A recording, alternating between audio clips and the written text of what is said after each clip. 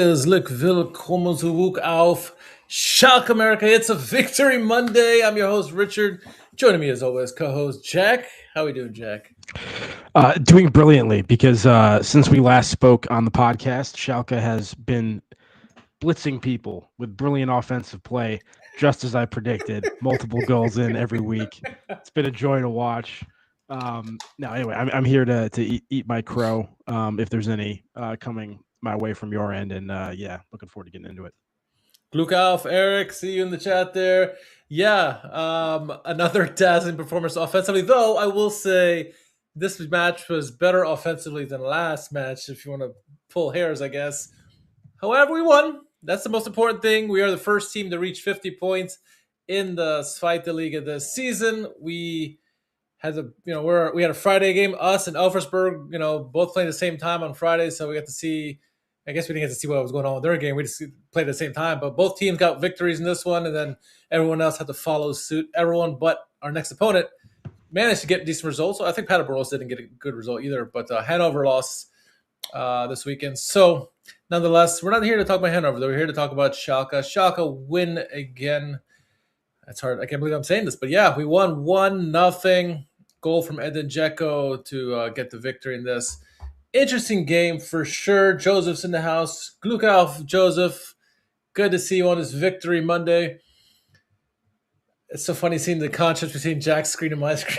The yin and the yang. But let's get into lineups, Jack.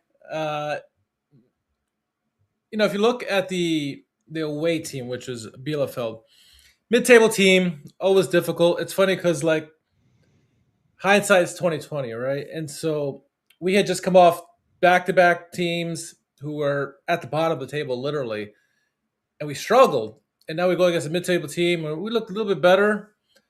And everyone wants to say when you play these bottom teams, you should win.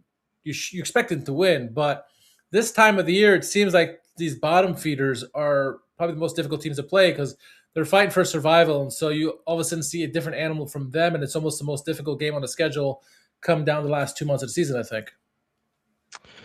Yeah, for sure. And I think particularly looking at Bielefeld, some of these teams, as good as we've been, we're still allowing their offense to kind of run at us at times. Gradowski on their team on the wing, we've had a lot of issues, I think, in terms of danger from wide areas, not necessarily on that side so much as the other side, which was the only positive. But that was something I was looking at coming to this game as well. Obviously, Boaki back there. I mean, those are players that seem to give us issues when we play them in the past. And I was looking forward to seeing how that was going to kind of play out. But yeah, definitely not necessarily a walk in the park, despite the relative table positions and how things have been going for us recently. Yeah, I have to share those sentiments, especially with those guys you mentioned there. And obviously, if you're a Bundesliga fan, one of the names you'll notice is Robin Kanoke. He's a guy who's been around the block for a while. But I think Gradowski with his 9 goals this season, something like that, he's always a guy you have to watch. And yeah, I think Ndaye, as good as he's been, he really had a test this week on that right flank, or the left flank, I should say, his flank. But he stocked up fairly well against Gradowski. Gradowski's not an easy opponent to play against, but looking at our team, Müller will get another start in this one. Even though Karius has been practicing individually, not necessarily with the team. So Müller's been doing fine. He's getting better the last 2 games leading up to this one. So, and he almost got a shutout in the last game. So he got another start in this one, I think, which is fine, considering we got some bigger teams coming up down the stretch. You want to have Karius healthy for those games. So having Müller start this game for me, I was completely fine with. Other than that, that's really the only big change in the starting 11, or not even a change, really. The main change, I guess, was Mertcan Ayhan getting the start for the suspended Nikola Katic. But thoughts on Müller and Ayhan in the starting 11 here? Yeah, I mean, I think we would argue that you and I have been saying that maybe Ayhan should be in the starting 11 for a while recently. So I'm totally happy to see that. And then, yeah, Müller, he's a placeholder until Karius is healthy, but I thought this game was his, the better performance of the one he's had so far. Had a couple different moments, I think mostly in the first half, maybe, where he was, came out, was big, was able to stop a couple opportunities. So actually made an impact in the game in a couple of moments as opposed to just sort of, steadying the ship. So good for him. Yeah, and you mentioned Müller. Within the first 2 minutes, he was forced to make a save. Gradowski, the guy we just mentioned, gets a opportunity right off the bat. Nice pass work, though I think it would have been an offsides had it gone in. But Müller had to come out, make a big save with his chest there. So from the onset, you knew that okay, maybe this is a game where, like some of the other ones, where the opposition is going to get a lot of opportunities. Though this, luckily for us, it wasn't. It was few and far between. I think for Bielefeld in terms of opportunities. Shortly after that, the first part of the first half was quite wide open. A couple minutes after that, Dzeko had an opportunity. I don't remember if it was Aouchiche played him in or someone from the left flank, maybe Ljubicic. Dzeko uncharacteristically shoots it over the bar. But then what we've noticed, as open as it has been, Schalke has been creating a lot of corners in this game in particular, but in the last few games, especially since this core in January got put together, we've created a lot of corner kicks, and we've all of a sudden become dangerous again, where we had kind of disappeared, I think, from the set piece, Jack. But in the 15th minute, Aouchiche with another corner kick there, and usually in these situations we rely on Nikola Katic because he's the big guy, can get up in the air. But this time, the replacement, Ayhan, who got up, got a good header on it off the crossbar. Edin Džeko, the poacher as he is, just puts it away. 1-0. Great start to the game. Yeah, early goal against a team that we want to be beating. That's exactly what we needed. Obviously wanted to see more than just a single goal, but the perfect start. And it's guess who, Edin Džeko again. The one thing I'll say about the creation of the corner is this is what we talked about not last week, I guess, but 2 weeks ago when I was on was we haven't had this kind of presence, I think, on like that left wing area in and around the final third since Marius Bolter, that kind of thing. And so how is this created? It's Ndiaye and then playing into Aouchiche and Aouchiche dribbling on somebody and winning a corner that way. And that's being able to keep possession and try to make things happen and work things in that area was missing in the entire first half of the season. And it's been like such a welcome sign in the second half. So anyway, I liked how that was created. And like you said, Ayhan's going up for this one. Keeper kind of chases it, comes pretty far off his line to try to get there. Doesn't get there. Hits the crossbar, whatever. And then I don't really know how Edin Džeko was unmarked and able to tap this in. I understand that it's a broken play at that point. And so, once that initial kind of move is over, everything's a little bit out of shape and whatever else. But he should be getting double teamed on most set pieces. If he's not, the one person who's marking him should probably stick with him and mark him until there's some sort of whistle blown or the play is definitively dead. The fact that he can pop up and just be, unmarked on a rebound right in front of the goal, I think is a little silly. So, fortunate for us, but we'll take that, all day. And Edin Džeko doing what Edin Džeko has done since we signed him. So love it. And it's not like he's, El Fauzi, who's a little guy who can just hide in between players and stuff like that. Džeko's usually one of the biggest guys on the pitch. And he's obviously a well-known commodity. And so, the fact that he can get free as he does so often, it's really remarkable that, are the defenders just not paying attention to him or just he's just that good and that elusive to get off the marks there. But great start to the game nonetheless. Exactly the start we wanted, as you mentioned. You mentioned Ndiaye, really that left flank, really becoming something nice for us, especially the second half of the season. Ndiaye, as much as we've raved about him offensively, he's also been doing pretty decent defensively. And early in the first half hour of the match, there was a play when I think it was Gradowski actually started to come down the pitch, and Ndiaye with a great tackle and kept the ball and then turned the play back the other way. So you love seeing that kind of hustle. That's what endeared us so much to Vitaly Becker when he was in that same position. And then a funny moment happened. I don't know if you caught this, Jack, but around the half-hour mark, there was a set piece for Bielefeld. Ball gets in the air, and I don't remember the player who it was, but completely misjudges it. Hits it off his face, right off his nose, and he dives to the ground immediately. Referee's like, nobody touched you, dude. You watch a replay, it hit off his nose. He's clearly got a mark on his face, and Ayhan's laughing at him, you're all right, too. But it's come on, dude. And it's always one of those sucky moments in sports where you get hit in the face or you hit, the lower abdomen. You can't help but laugh, and it's a silly situation in a game, which is kind of serious. So I don't know if you caught that or not. No, I didn't, but now I need to go back and figure out what minute that was because that's pretty outrageous that he was flopping and trying to get a call for. Yeah, it was 25th minute or whatever like that. Wow. 40 just for the halftime, around the 41st minute or so. Good passing play by Schalke off I guess it was a counterattack, I think, and ultimately it fell to El Fauzi. He gets a really great shot off, and Kirkskin makes a wonderful save actually because it's going to look like it's going top corner. So it's nice to see El Fauzi pop up there and get a shot on target. And then Karaman, shortly after, I think like second or third minute stoppage time, ball somehow makes his way over to him and the far side. And he gets a good header on it. Low, tried to like bounce it off the ground. The goalkeeper makes a really strong save to clear it off the line, but 1-0 at halftime.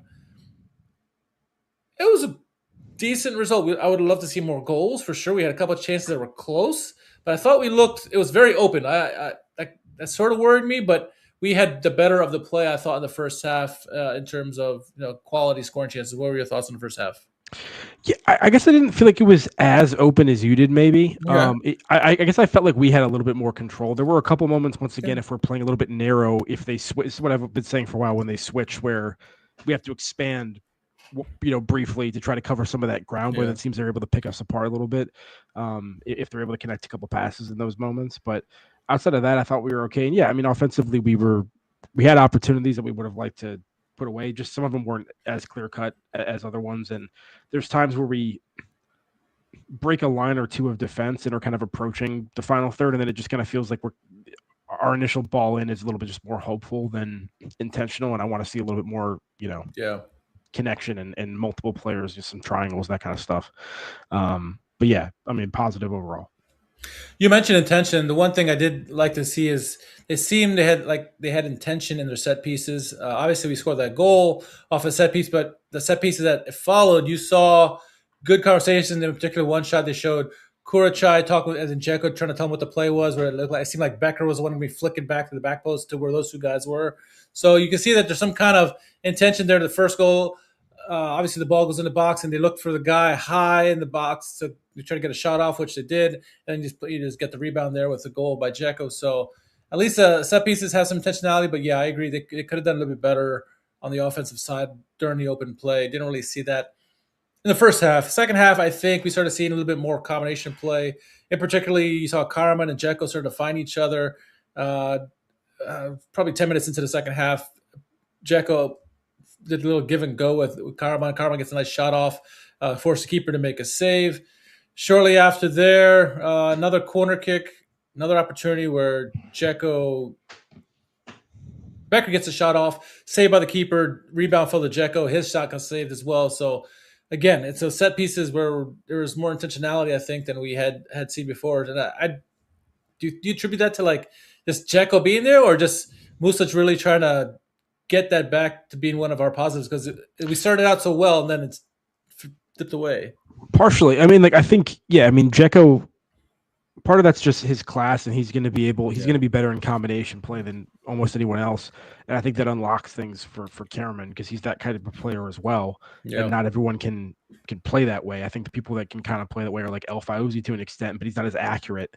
Doesn't have the weight on his passes as other people do. He sees stuff but can't always execute it as smoothly. But I mean, that first sequence that you mentioned, I thought that was one of the best moves that Schalke's had all season. Yeah, offensively. I mean, it was a long ball into Ljubičić, who decent hold up play to bring it down, and then he whips it into Karaman, who rather than kind of take the touch, just kind of spins with it and then slices through two defenders. Plays it to Dzeko, and the second he plays it, Karaman immediately is cutting into the box, and Dzeko plays it. I mean, it was just a lot of drawing attention and pressure into one area and immediately playing off of it, and really well coordinated. And it's unfortunate that Karaman wasn't able to finish that off. But stuff like that, you just weren't seeing that in the first half of the season. I know that it's 1-0 in this game. Would have liked some of these to be converted into goals and that kind of stuff. But when you see moments like that, it gives you hope for what we can potentially still, achieve the rest of the way. I don't know if I'm being too optimistic. You can tell me if I need to calm down a little bit, but that's silky stuff that we're not used to seeing Schalke do all that often, in my opinion. No, I think you're right. I think a lot of it has to do with there's more skill on the team now than there was 3-4 months ago. Sure. And these skill guys are able to find each other now. Aouchiche, I think, has been a revelation for us because it's really opened up our offense and really forced people to kind of mark him tighter, kind of freeing up Dzeko and Karaman in the middle there. And then obviously El Fauzi's seemed to be blossoming a little bit more here with a little bit more freedom as well. So And No, yeah, Aouchiche is in attack mode all the time.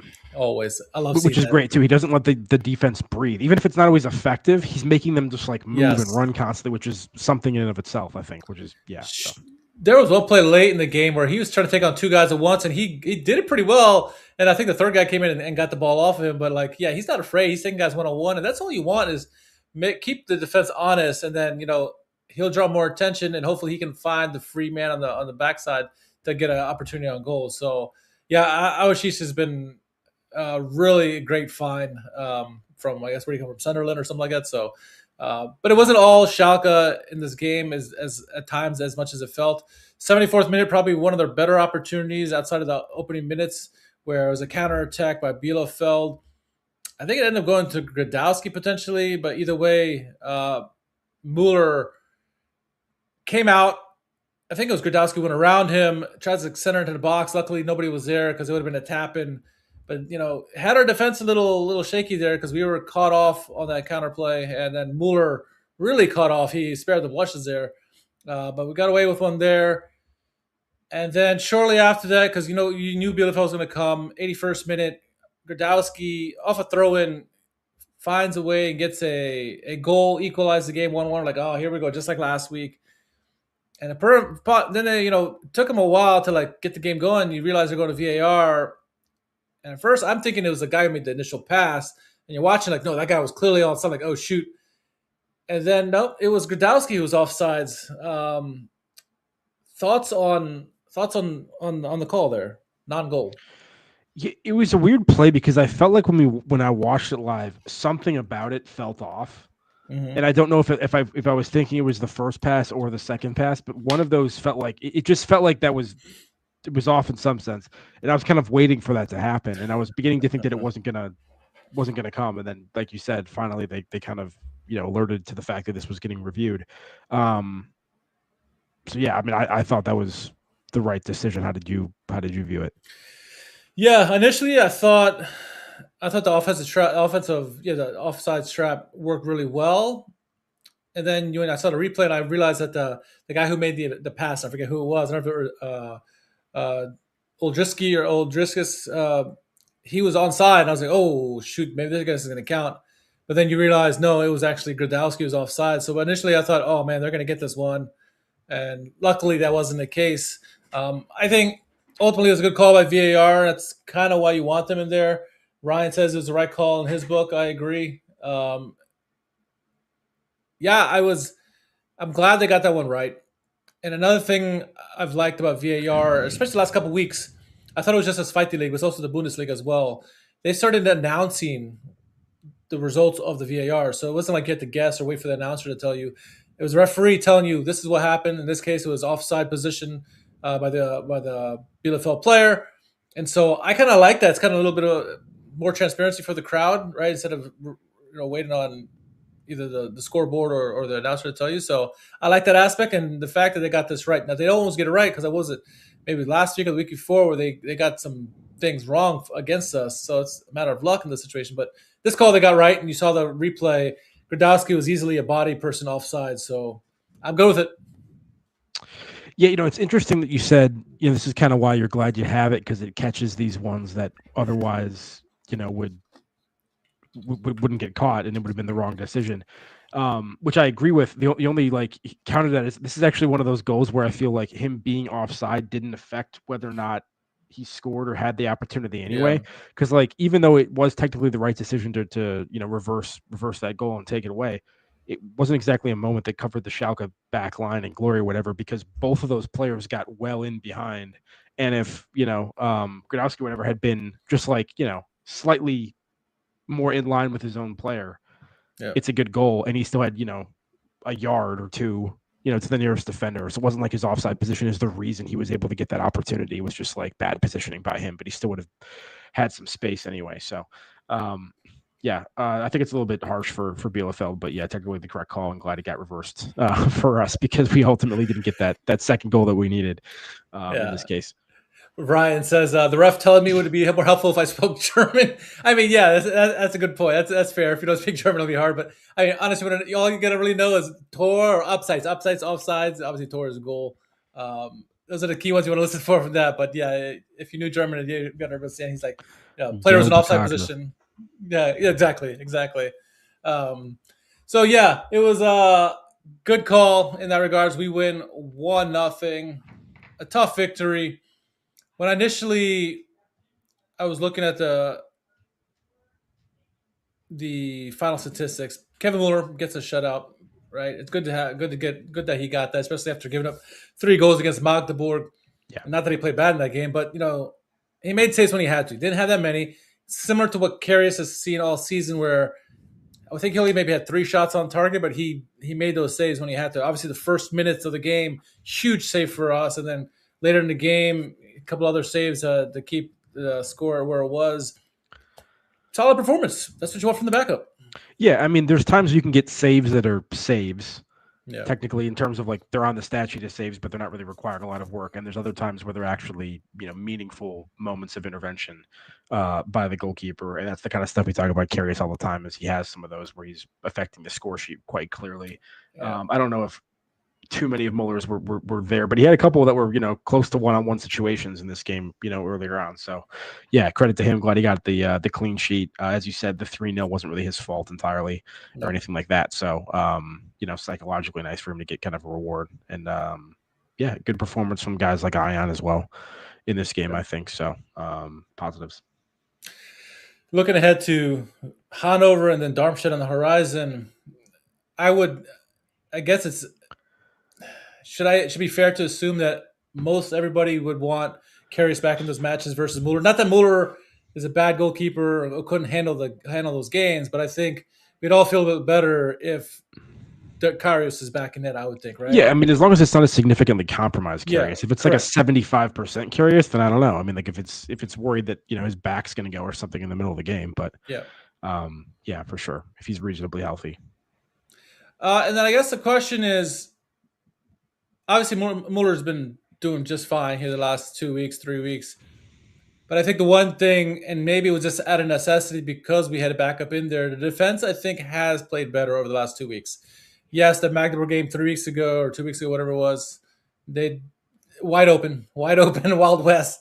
But, last week, only a goal that was, late. And then this one, obviously, the shutout. The defense has played a lot better. And they kind of has to at necessity. I think we were all getting worried there that it's like you mentioned 2 weeks ago, the script has flipped, where before we were playing stellar defense and we couldn't do anything offensively. Now we can do things offensively. We can't stop anybody. So it's nice that we're getting back to our bread and butter, because this has come to a critical point of the season for us where it's a tough stretch 10 games ago.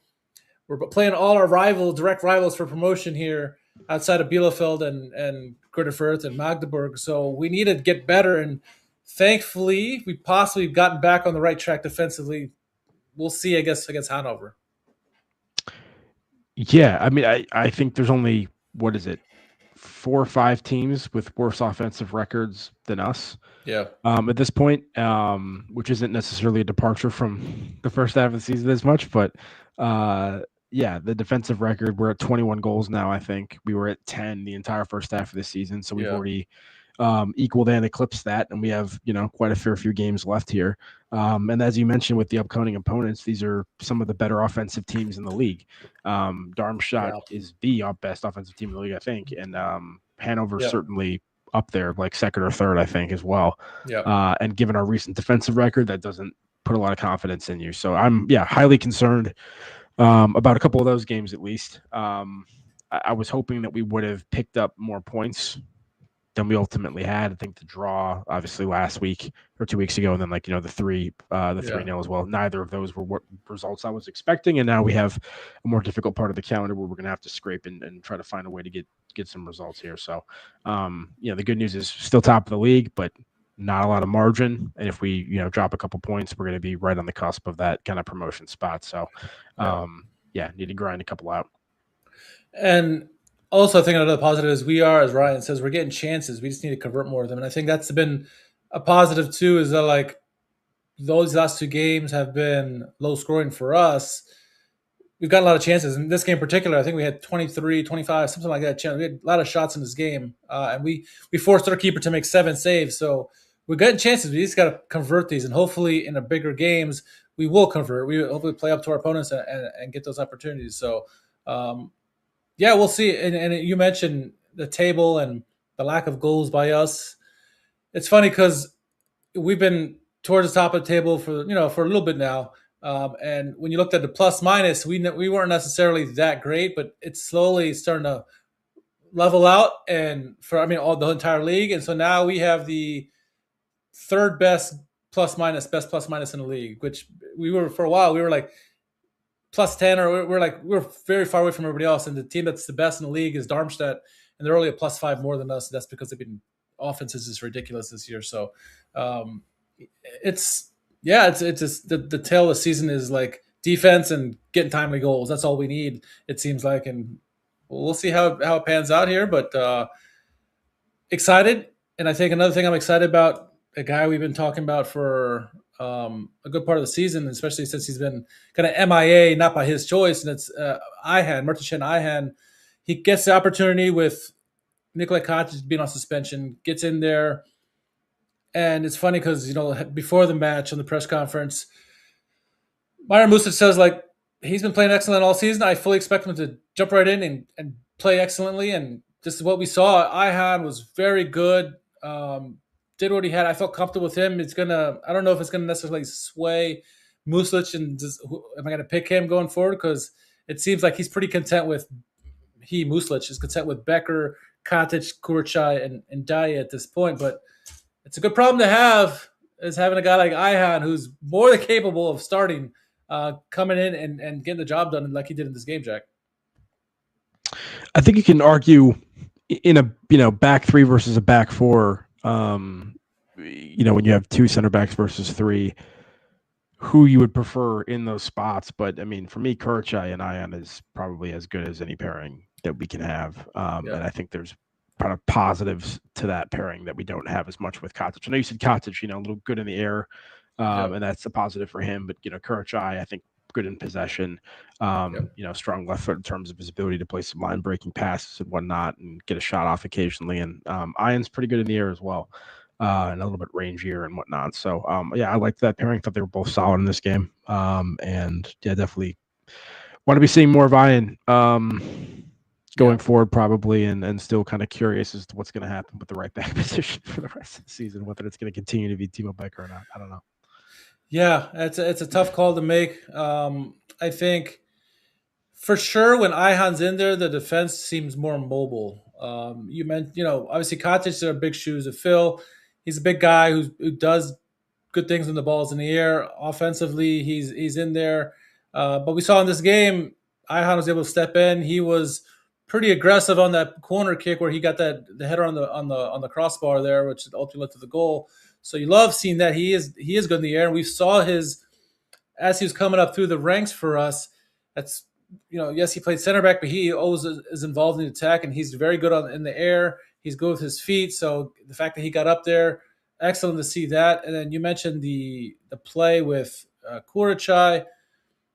You always wonder how that's going to work out, because usually when it's Katic and Kurchai, Katic tends to be the aggressive one, and Kurchai is as you mentioned, the ball playing defender who just kind of spreads it out. And it seems like Kurchai has realized that I'm here with a youngster. I need to be the aggressor, and let's Ayhan be more the cover sweeper type play. And I think that suits perfectly for Ayhan, because he's not the big star guy. Sure, he can get up and get the ball and stuff like that, but Kurchai is more than capable. That's why he's our best defender. And he's more than capable of playing the aggressor role. And I thought those two together, like you said, they look so good together.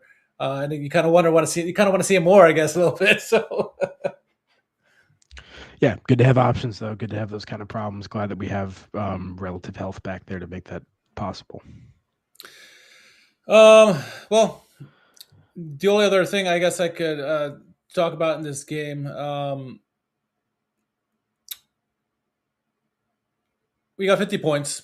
We got 9 games to go. We still got to play Darmstadt, Elversberg, Paderborn, Hannover, and a few others. We're at 50, first to 50. What's our magic number? I mean, it's going to come down to the wire, assuming results continue to go steady for all these teams. I mean, what do you foresee? Like I think I saw somewhere where it's like, oh, if we get 64, if someone gets 64, that's probably promotion worthy as tight as it is this year. Any idea where this magic number would be? I mean, I guess at this point it's more games than points, I guess.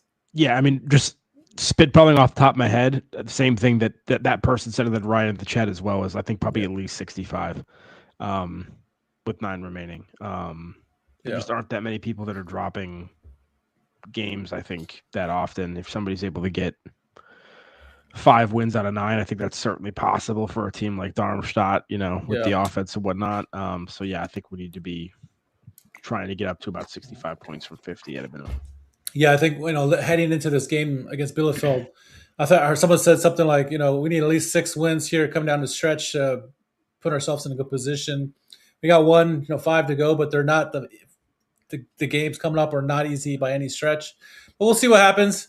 You can't say there's no team that you should be terribly terrified of, because we stacked up really well against these teams. And I think if the one thing Muslic has done against these better opponents is the scouting has been better, I think, than against the lower level opponents.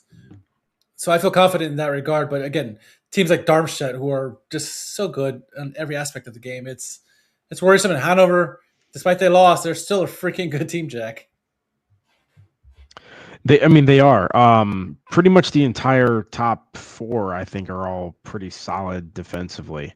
Obviously, we're the cream of the crop in that regard, but they're not too far off. And then, of course, these are also, the strongest offensive teams as well. All of them have over 40 goals, which we do not. And some of them are, closer to 50, like Darmstadt. Auersburg's right around. Yeah. Auersburg's right around 45. They got, about almost 10 more than we do. So, I mean, like, we're here by virtue of our defense. Our defense is not, once again, hey, 1 goal, 2 games ago, 0 goals this time. I'm not saying like the last couple games hasn't been better on the defensive end, but we're at the top of the table because of our defense. Our defense has not been what's been positive for us this second half of the season. Yeah, it's a worrying time of the calendar to go up against some of these teams. But yeah, hopefully, like you said, the match planning and the scouting and everything from Muslic and company is strong against some of these top table opponents, and we're able to show a better face than we have against people like Magdeburg down at the bottom of the table. Yeah.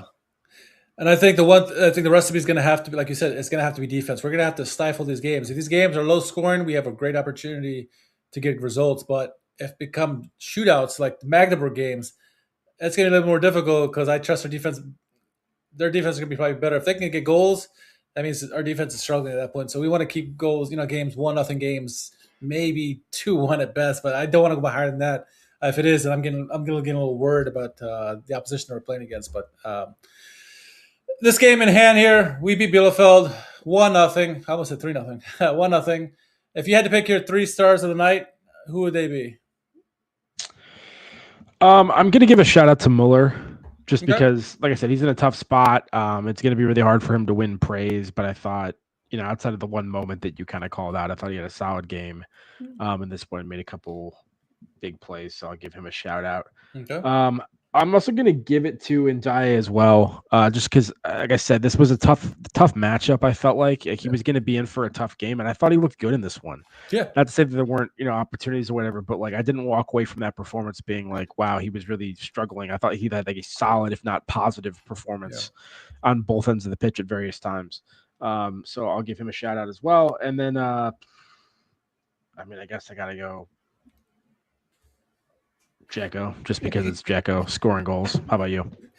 Yeah, I love those shots. I'll go with my 3rd star. I'll go Aouchiche. Again, he just continues to create chances for us by creating those corner kick opportunities, doing well on the set pieces, crossing the ball, being involved, forcing the defense to keeping the defense honest, so that way it gives guys like Dzeko and Karaman opportunities to get some shots, quality shots on target. So again, my 3rd star. 2nd star, I'm gonna go with Ayhan. I thought he stepped up really well. Obviously key on that first goal, but he looked like he hadn't been missing any games. He just stepped right in, and he played seamlessly with Kurachai there in the middle.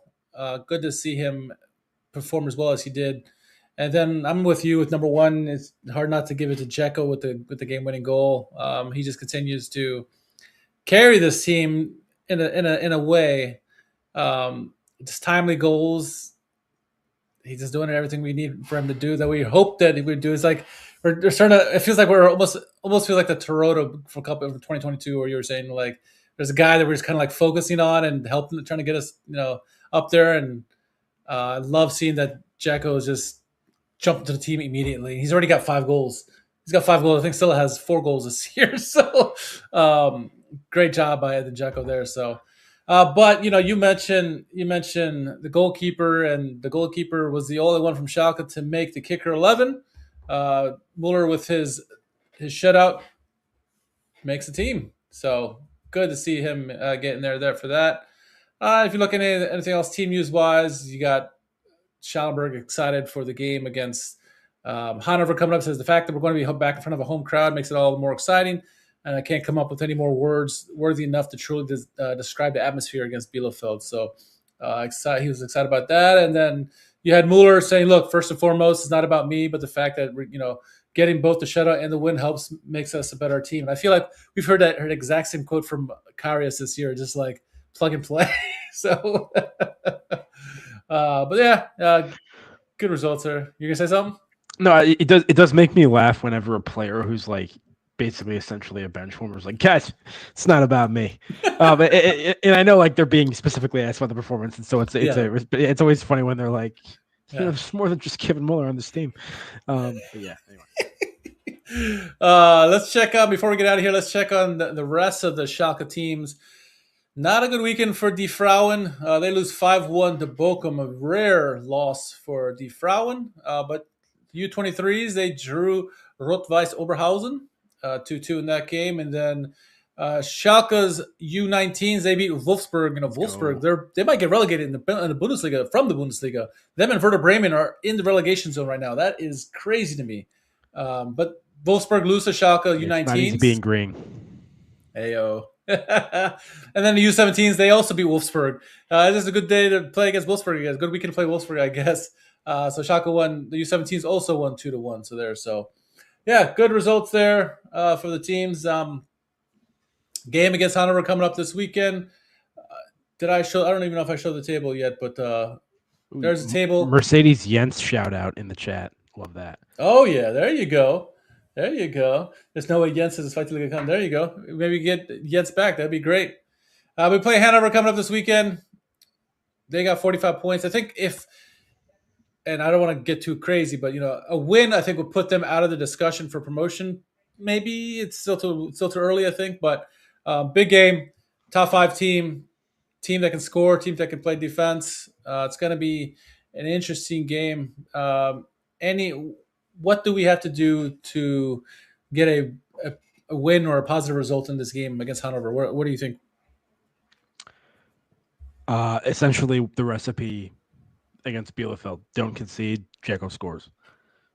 If Džeko's scoring goals, and we're making these teams not look like top 3, top 4 offenses, if they're looking like mid-table offenses, I think that at least gives us an opportunity. So.